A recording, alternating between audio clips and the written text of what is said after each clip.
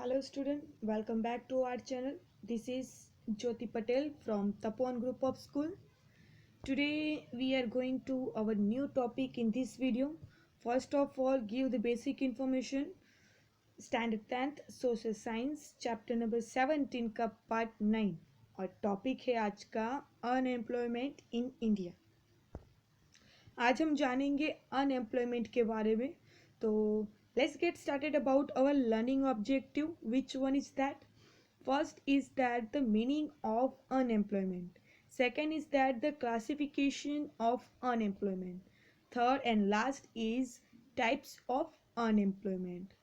तो चलिए देखते हैं आगे कि आज के जो हमारे टॉपिक है उसके रिगार्डिंग हमको क्या नॉलेजेबल आइडियाज़ हमारे रिगार्डिंग ये चैप्टर के मिलते हैं। तो अनएम्प्लॉयमेंट की अगर बात करें तो अनएम्प्लॉयमेंट क्या है, तो एक छोटा सा डेफिनेशन है जो आप यहाँ पे देख सकते हो। मैं यहाँ पे रीड कर रही हूँ, देखिए। In economy unemployment refer to the condition of unwanted job loss और विलिंग वर्कर्स विदाउट जॉब्स। अब पूरी इकोनॉमी जो है अगर इंडिया की है या तो अदर कंट्री की है, तो एक इकोनॉमी को अनएम्प्लॉयमेंट क्या रिफ़र करता है, ये एक ऐसा चीज़ बताता है कि जहाँ पे लोग कैसे जॉब लेस है, या तो विलिंग वर्कर्स विदाउट जॉब, या तो आप ये बोल सकते हो कि जिनको काम करने की इच्छा है फिर भी उनके पास जॉब नहीं है। ऐसे लोगों की जो कंडीशन होती है वो अनएम्प्लॉयमेंट वाले जो लोग होते हैं वो हमारी इकोनॉमी को क्या बताते हैं, अनवांटेड। दैट मीन्स अच्छी जो खूबियाँ होती है, अब इकोनॉमी डेवलपमेंट है, या आप किस तरह से कह सकते हो कि जहाँ पे भाई बोल सकते हो कि बहुत अच्छा डेवलपमेंट हो रहा है, लोगों को काम मिल रहा है, लोगों की जो स्टैंडर्ड ऑफ लिविंग है वो बहुत ही अच्छी जा रही है, तो आप बोल सकते हो हाँ वहाँ का इकोनॉमी अच्छा है। बट अगर इकोनॉमी पे अनएम्प्लॉयमेंट इफेक्ट करेगा तो लोगों को जॉब नहीं मिलेगी। अब यहाँ पे लोगों के पास कैपेबिलिटी है बट उनके पास नौकरी या तो जॉब नहीं है, तो उन लोगों के बारे में यहाँ पे बताया है। तो ऐसे लोगों को आप अनएम्प्लॉयमेंट बोल सकते हो। The willingness of the unemployed worker to be employed is the key to the idle. अब जो लोगों को काम की ज़रूरत है और उन लोगों को अगर काम मिल रहा है, तो ऐसी चीज़ हमारे देश के अंदर बहुत ही ज़्यादा आइडियल मानी जाएगी, या तो हर एक देश के लिए एक आइडियल है, क्योंकि ये बहुत ही अच्छा आइडिया आपको यहाँ पे क्यों बताया है कि भाई लोगों को काम करने की इच्छा है और साथ ही साथ उनको जॉब भी मिल जा रहा है, तो it's a good thing. But यहाँ पे हम अनएम्प्लॉयमेंट के बारे में बात करते हैं कि जहाँ पे लोगों को ज़रूर मतलब नीड है जॉब की और उनकी कैपेबिलिटी भी है बट उनको जॉब नहीं मिल रही, ऐसे लोगों की हम बात करेंगे इस वीडियो के अंदर। तो पहला ये बॉक्स आपको दिख रहा है, उस बॉक्स में लिखा है person who is physically fit, mentally sound, well qualified and willing to work at the prevailing wage rate. अब ऐसा पर्सन की बात हो रही है, कोई चार कैरेक्टर देखिए, आपको ये चार कैरेक्टर्स आपको बताया है कि एक ऐसा इंसान को जो फिजिकली फिट है, मेंटली साउंड है, दैट मीन्स मेंटली भी स्टेबल है, और साथ ही साथ वेल क्वालिफाइड भी है, जो अपने क्वालिफिकेशन उसके हिसाब से होती है वो भी क्वालिफाइड है, और उसके अलावा वो willing to work at the prevailing wage rate, और उसके हिसाब से उसको विलिंग टू, अब उसके जो सैलरी होती है उसके उम्मीद में भी वो प्रिवेलिंग वेज रेट पे भी काम करने के लिए रेडी है, but does not get a job. फिर भी ऐसे लोगों को अगर जॉब नहीं मिलती तो ऐसे सिचुएशन को हम क्या बोलते हैं, अनएम्प्लॉयमेंट। इसका एक छोटा सा एक जो आपके लिए मीनिंग है यहाँ पे दिया है।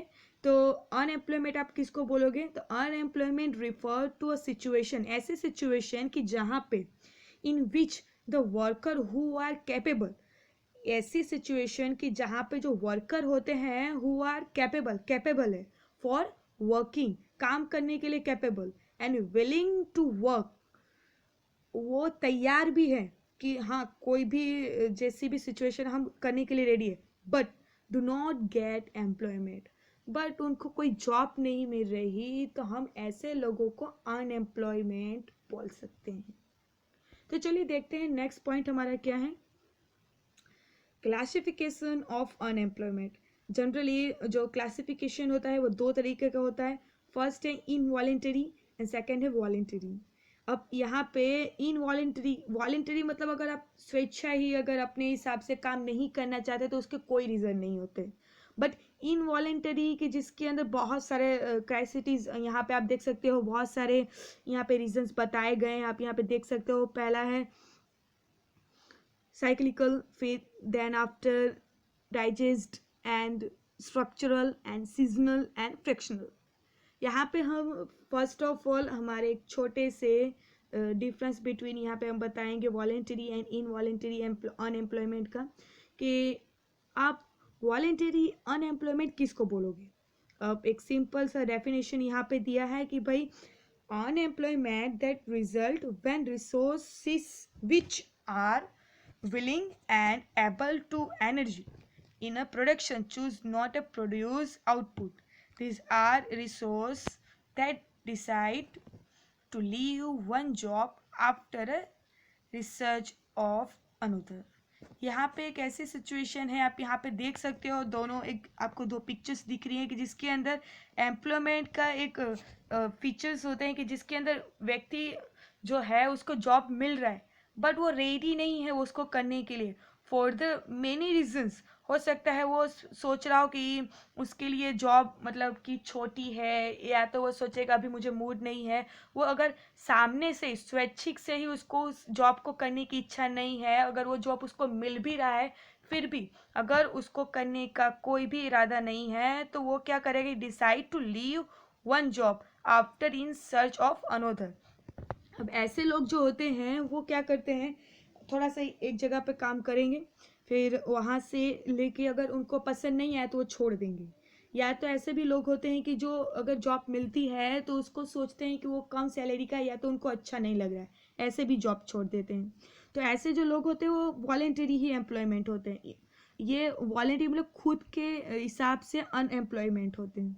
नेक्स्ट है involuntary unemployment. This contrasts to voluntary unemployment is involuntary unemployment, in which resources are forced out of work.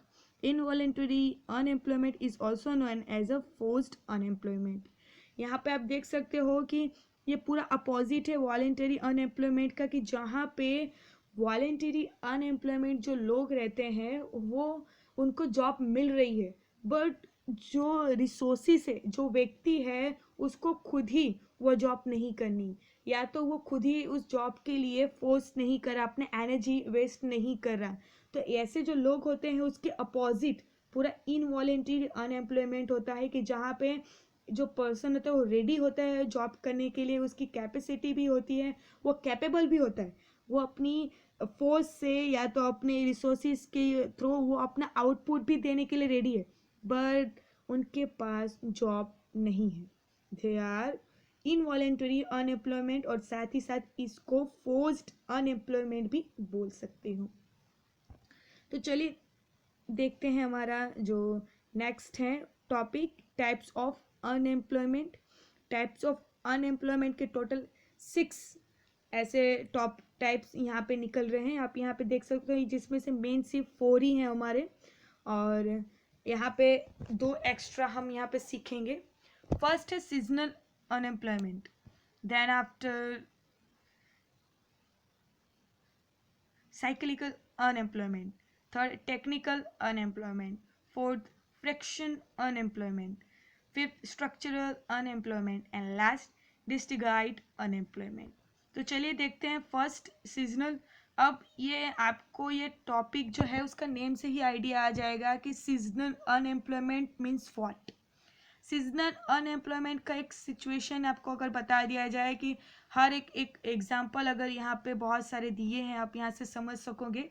अब यहाँ पे हम देखते हैं seasonal unemployment refer to a situation where a number of person are not able to find a job during some month of the year। ये पूरे year के unemployed नहीं होते, ये कुछ मंथ के लिए अनएम्प्लॉयड पर्सन होते हैं कि तब उनको जॉब नहीं मिलती। अब इसका एक रीज़न दिया है, देखो एग्रीकल्चर के अंदर अगर बात करें तो agriculture is a seasonal activity. अब एग्रीकल्चर जो एग्रीकल्चर है हमारा वो सीजनल एक्टिविटी है। There is in increase the demand for a labor at the time of sowing, harvesting, weeding and threshing, but in between there is a little or no demand for a labor. Agricultural labor finds himself unemployed during this period. This is called the seasonal unemployment. अब ये आपको idea आ गया कि जब खेतों में काम होता है तब लेबर्स की ज़रूरत होती है, उसके बीच में अब जैसे कि यहाँ पे बताया है सॉविंग से लेके हार्वेस्टिंग, वीडिंग एंड थ्रेसिंग हो जाने के बाद जो सिर्फ फसल को ग्रो करने का टाइम होता है, उस टाइम पे लेबर की ज़रूरत नहीं पड़ती. उस टाइम पे वो लेबर कैसे हो जाते हैं? अनएम्प्लॉयड. और वो अपना वर्क जो अदर जॉब होता है वो ढूंढ नहीं पाते क्योंकि वो सीजनल है. बाद में फिर से जब हार्वेस्टिंग हो जाएगी तो फिर से जब फिर खेती होगी तो उसमें फिर से लेबर चाहिए तो वो फिर से वहाँ पे चला जाएगा. दैट मीन्स यहाँ पे सीजनल अनएम्प्लॉयमेंट जो लोग हैं वो कुछ महीनों के लिए बेरोजगार होते हैं. इसका एक बेस्ट एग्जांपल दिया जाए तो एग्रीकल्चर हुआ, और साथ ही साथ अगर देखिए अगर कोई ऐसा पर्सन है कि जो सीजनल अगर जॉब कर रहा है, फॉर एग्जांपल अगर दिवाली आ रही है तो पटाखों की शॉप करेगा, अगर मान लीजिए होली आ रही है तो कलर और पिचकारी की दुकान के जो मार्केटिंग करेगा. ये क्या है? सीजनल है. ये फेस्टिवल का सीजनल की जो फेस्टिवल आए उस हिसाब से ये जो जॉब होता है वो करते हैं. और जिस टाइम पे अगर कोई भी फेस्टिवल नहीं आता है तो ऐसे लेबर्स जो होते हैं वो क्या हो जाएंगे? उस टाइम पे बेरोजगार, अनएम्प्लॉयड हो जाते हैं क्योंकि उनके पास कोई वर्क नहीं आता. यहाँ पे हमने ये एक टॉपिक कंप्लीट किया. नेक्स्ट बता रहा है साइक्लिकल अनएम्प्लॉयमेंट. यहाँ पे साइक्लिकल अनएम्प्लॉयमेंट की अगर बात करें तो ये कहाँ से अकर्ड होता है? तो ये when there is no enough aggregate demand in the economy to provide job for everyone who want to work. Demand for the good and services fail, less production is needed and less workers too. यहाँ पे आपको एक picture दिख रहा है. यहाँ picture से आप देख सकते हो कि किस तरह से आपको इससे आइडिया आ जाएगा. यहाँ पे देखिए एक पर्सन है जो एक पेज लेके है, वो उसके वहाँ पे क्लाउड है, क्लाउड में लिखा है sorry kid, your resume look good but only have a master degree, all the other applicants are PhDs. यहाँ पे आप देख सकते हो कि ऐसे कई प्रॉब्लम्स क्रिएट होती हैं कि जिस डिग्री की ज़रूरत होती है, तो कभी भी ऐसा हो जाता है कि जब इकोनॉमी के अंदर जब लोगों की क्या हो जाएगी, जो जॉब करने वाले पर्सन है उनकी डिमांड, उन लोगों की जॉब लेने वाले लोग ज़्यादा हो जाएं और जॉब जो है वो कम है. फॉर एग्जांपल अगर मान लीजिए गवर्नमेंट की वैकेंसी निकल रही है तो गवर्नमेंट की वैकेंसी में सिर्फ 100 जितनी सीट खाली है, बट उसके अंदर कितने लोग उसमें जो एग्ज़ाम के लिए फिलअपिंग करते हैं आप देख सकते हो, लाखों लोग वहाँ पे एग्ज़ाम देते हैं. यहाँ पे आपको आइडिया आ जाएगा कि हमारे पास जॉब कम है बट जॉब करने वाले लोग ज़्यादा है. ऐसी इकोनॉमी में जॉब की जो रिक्वायरमेंट होती है वहाँ पे कम होती है, सीट कम होती है, पर जॉब करने वाले जो लोग होते हैं वो ज़्यादा होते हैं बाय द पॉपुलेशन. और ये ऐसा भी हो सकता है कि जो डिमांड है जो गुड एंड सर्विसेज की वो भी फेल है, या तो प्रोडक्शन की वजह से होता है, या तो इकोनॉमी के प्रॉब्लम की वजह से, या तो पॉपुलेशन की प्रॉब्लम की वजह से ये चीज़ इफ़ेक्ट करती है. कि जहाँ पे 100 जनों की रिक्वायरमेंट होती है वहाँ पे 200 से 1000 लोग वहाँ पे क्या करते हैं? अप्लाई करते हैं. ये एक एग्जांपल दिया है साइक्लिकल अनएम्प्लॉयमेंट का आपको मैंने यहाँ पे. साइक्लिकल अनएम्प्लॉयमेंट एक छोटा सा ही एग्जांपल है कि जहाँ पे अगर समझिए कि पीएचडी की ज़रूरत है बट आप वहाँ पे इस पिक्चर के थ्रू यहाँ पे देख सकते हो कि सिर्फ मास्टर डिग्री वाला ये पर्सन है, ये क्वालिफाइड है बट उतना क्वालिफाइड नहीं है जितनी इस जॉब के लिए पर्सन की ज़रूरत है. तो यहाँ पे ये साइक्लिकल अनएम्प्लॉयमेंट आपने समझा. नेक्स्ट हम बात करते हैं टेक्निकल अनएम्प्लॉयमेंट. अब जनरली टेक्निकल की अगर बात करें तो जिन लोगों को टेक्नोलॉजी से अगर थोड़ा भी आइडिया हो तो आपको पता हो कि टेक्नोलॉजी का यूज़ आज की जनरेशन में बहुत ज़्यादा हो रहा है, टेक्निकल प्रोडक्ट्स बहुत ज़्यादा बिक रहे हैं। यहाँ पे हम पढ़ेंगे कि unemployment causes by a technology change or new method of production in an industry or business। सबसे बड़ी चीज़ कि जहाँ पे 10 लोगों का काम एक मशीन कराए, ऐसी टेक्नोलॉजी हमारे जो पूरे वर्ल्ड है वो अडॉप्ट करी है, इंडस्ट्री अडॉप्ट करी है और उससे अपना बिजनेस एस्टाब्लिश्ड कर रही है। अब यहाँ पे आपको ये बताया जाए कि हर रोज़ न्यू टेक्नोलॉजी चेंज हो जा रही है, मेथड चेंज हो जा रही है, तो उसको जो लेबर होते हैं उसको समझने में क्या करते हैं, थोड़ा टाइम लेते हैं। और वो टाइमिंग जो होता है, जो ड्यूरेशन होता है, वो क्या होता है, उनका unemployment.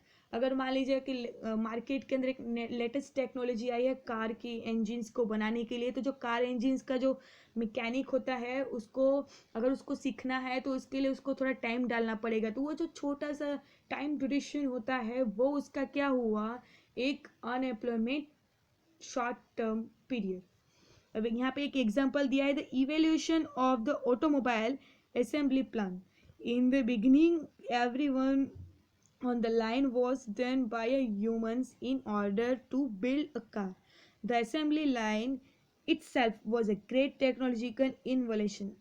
Today, robots are employed for much of the handwork humans used to do. सबसे बड़ी चीज़ यहाँ पे देखो, मैंने बता ही दी थी आपको कि जहाँ पे 100 लोगों का जो वर्क है वो आज का एक मशीन कर रहा है, तो 100 लोगों का जो वर्क था वो एक अगर रोबोट अगर उसका इस्तेमाल करता है, रोबोट अगर उसकी जगह पे रखा जाए, तो वो जो 100 लोग हैं वो क्या हो जाएंगे, अनएम्प्लॉयमेंट हो जाएंगे। किस रीज़न से, टेक्नोलॉजी की वजह से। टेक्नोलॉजी आज की जो लेटेस्ट अपडेट हो रही है उससे वो वंचित हो जाते हैं, उनको समझ नहीं आता, उसको सीखने में बहुत ज़्यादा टाइम लेता है। और कभी कभी तो ऐसा भी हो जाता है कि हमारे जो ह्यूमन बींग्स है, ह्यूमन बींग्स की जगह पे अब रोबोट उसकी जगह पे वर्क करता है, without any stopping, non stop work करता है। तो इससे बिजनेस जो होता है वो बहुत अच्छा चलता है। तो यह सोच कर जो बिजनेस वाले लोग होते हैं या तो जो बिजनेस जो इंडस्ट्री होती है वो क्या करती है कि कम लेबर्स लेती हैं और ज़्यादा रोबोटिंग से वर्किंग ज़्यादा होता है। तो जहाँ पे रोबोट वर्क करता है वहाँ पे ह्यूमन बींग्स का क्या काम, तो यहाँ पे जो लोग रोबोट का वर्क करवाते हैं वहाँ के जो लोग रहते हैं, जैसे कि मैंने बताया था कि 100 लोगों का वर्क अगर एक रोबोट करता है तो 100 लोग क्या हुए हमारे, टेक्निकल अनएम्प्लॉयमेंट। चलो देखते हैं डिस्ट गाइड अनएम्प्लॉयमेंट। यहाँ पे हम देखिए, when more people are engage in some activity than the number of the person required for that, it is a call disintegrate unemployment। अब यहाँ पे एक एग्जांपल दिया जाए स्टूडेंट कि अगर मान लीजिए कि एक एक्टिविटी हो रहा है जिसके अंदर 10 स्टूडेंट वर्क कर रहे हैं। अब ऐसी एक्टिविटी के अंदर 10 बच्चे अगर वर्क कर रहे हैं, उसमें से कुछ ऐसे होंगे कि जो एक दो बैठे रहेंगे, या तो एक सिर्फ धीरे धीरे करेगा, या तो हो सकता है एक सिर्फ ऐसे ही मस्ती करेगा, लोगों को चिढ़ाएगा। तो ये क्या हुआ पता है, जो 10 लोगों को, जो 10 लेबर्स को अगर कोई वर्क दिया था उसके अंदर कुछ लोग करते हैं और कुछ लोग सिर्फ और सिर्फ क्या करते हैं, स्लो में करेंगे, कोई नहीं करेगा। बट उनका जो सैलरी था वो फिक्स है। तो यहाँ पे आपको रिक्वायरमेंट जितने लोगों की ज़रूरत है उससे आपने पर्सन कितना लिया है, ज़्यादा लिया है। Number of the person required for that जो एक्टिविटी है उसमें आपने अपने नंबर ऑफ द पर्सन जो रिक्वायरमेंट वो आपने कितना कर दिया, ज़्यादा कर दिया। जहाँ पे 5 लोगों की ज़रूरत है, आपने अगर वहाँ पे 10 लोगों को रखा तो उसमें जो 5 लोग हैं वो क्या है, डिसइंटीग्रेट अनएम्प्लॉयमेंट, क्योंकि उनकी ज़रूरत नहीं है फिर भी आपने उसको रखा है। Example, an agriculture field required 3 labour. आपने 3 लेबर का रिक्वायरमेंट है, बट अगर वहाँ पे but people engage in this activity is a 6, then this unemployment for 3 labour is called disintegrate unemployment. यहाँ पे आप देख सकते हो कि अगर आप कोई फील्ड है जिसकी, जैसे यहाँ पे एग्रीकल्चर लिया है, एग्रीकल्चर के फील्ड के अंदर रिक्वायर कितने हैं, 3 लेबर है, but people engage in this activity is 6, then क्या होगा, it is unemployment for a 3 labour is called disintegrate unemployment. जहाँ पे 10 लोगों की ज़रूरत है, अगर आप वहाँ पे 20 रखोगे तो क्या होगा, जो 10 एक्स्ट्रा आपने रखे हैं उन लोगों की बात हो रही है। This indicate unemployment. Next,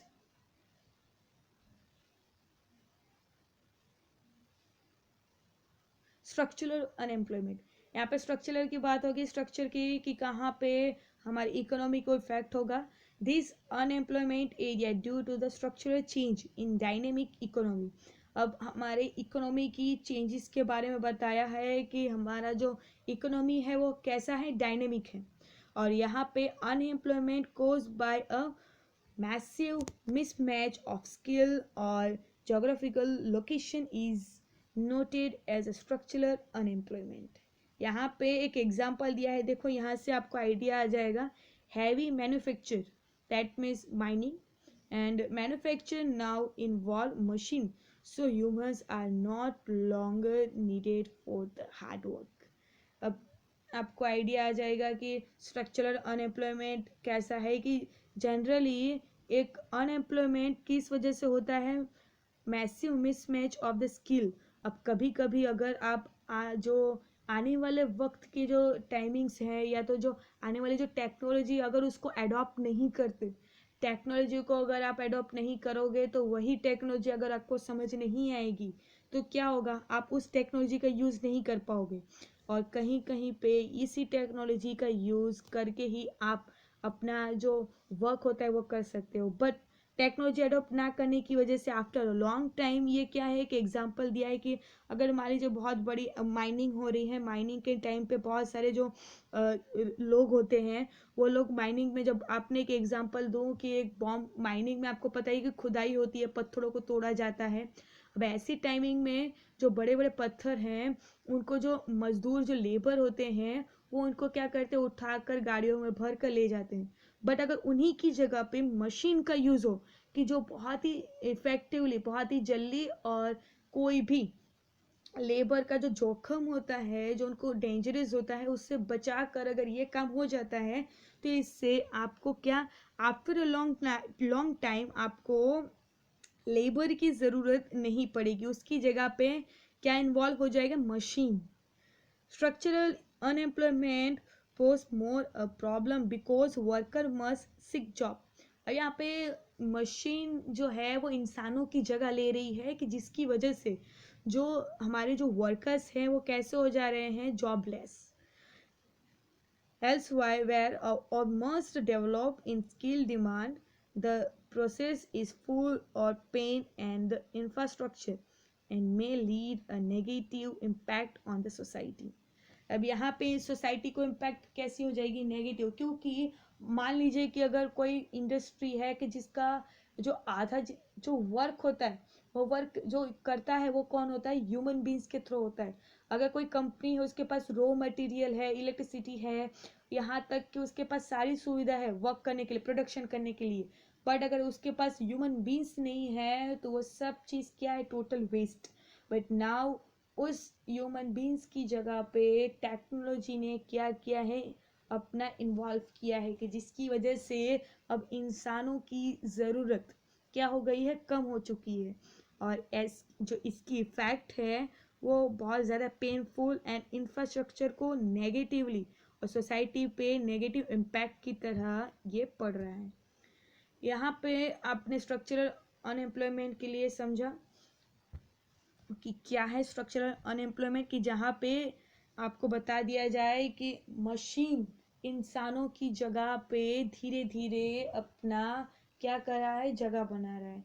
in short, इंसानों की जगह पे अब मशीन वर्क करेंगी, जिससे after a long time labours की ज़रूरत नहीं पड़ेगी। और यहाँ पे इसकी इफ़ेक्ट सोसाइटी को और लोगों को पेनफुल एंड नेगेटिव इम्पैक्ट हो रहा है। यहाँ पे हमारा जो वीडियो है ये लास्ट टॉपिक पे ख़त्म होगा। Fraction unemployment, fraction that means आपको पता ही होगा कि घर्षण होता है। अब यहाँ पे this is a type of voluntary unemployment that arise because of the time needed to match job seekers with job opening. Just a fraction of always take place before the slider come to its a final position on the surface. People need time to find the best job. This voluntarily rubbering back and forth between the choose the standing unemployed. Fraction that means यहाँ पे आपको एक example दिया है, देखिए यहाँ पे आप समझ सकते हो कि क्या है. When you make up your mind and set of looking for a better job and avoiding the current one, you are in friction unemployment labor force. ये फ्रैक्शन अनएम्प्लॉयमेंट नियर बाय जो वॉलेंटरी अनएम्प्लॉयमेंट है उसी की तरह है, क्योंकि यहाँ पे अगर आप एक जॉब कर रहे हो, उस जॉब को आपको क्या है, उस जॉब में आपको इंटरेस्ट नहीं है और उसकी बदले आप कोई और बड़ी पोस्ट वाली या तो कोई और अच्छी जॉब को सर्च कर रहे हो. वो भी कैसे, पुरानी वाली जॉब को आप छोड़कर नई वाली जॉब के लिए तलाश कर रहे हो और इस ड्यूरेशन के अंदर आपके पास कोई भी जॉब नहीं है, तो आप कैसे हैं, फ्रैक्शनल अनएम्प्लॉयमेंट, कि आपके पास पुरानी जॉब भी नहीं है और नई जॉब की तलाश में हो. ऐसी जो सिचुएशन होती है उसको आप क्या बोलोगे, फ्रैक्शनल अनएम्प्लॉयमेंट. तो चलिए यहाँ पे आपका ये वीडियो कंप्लीट होता है. Thank you so much for watching this video. मिलते हैं नेक्स्ट वीडियो के अंदर जो हमारा एक फाइनल वीडियो होगा इस चैप्टर का.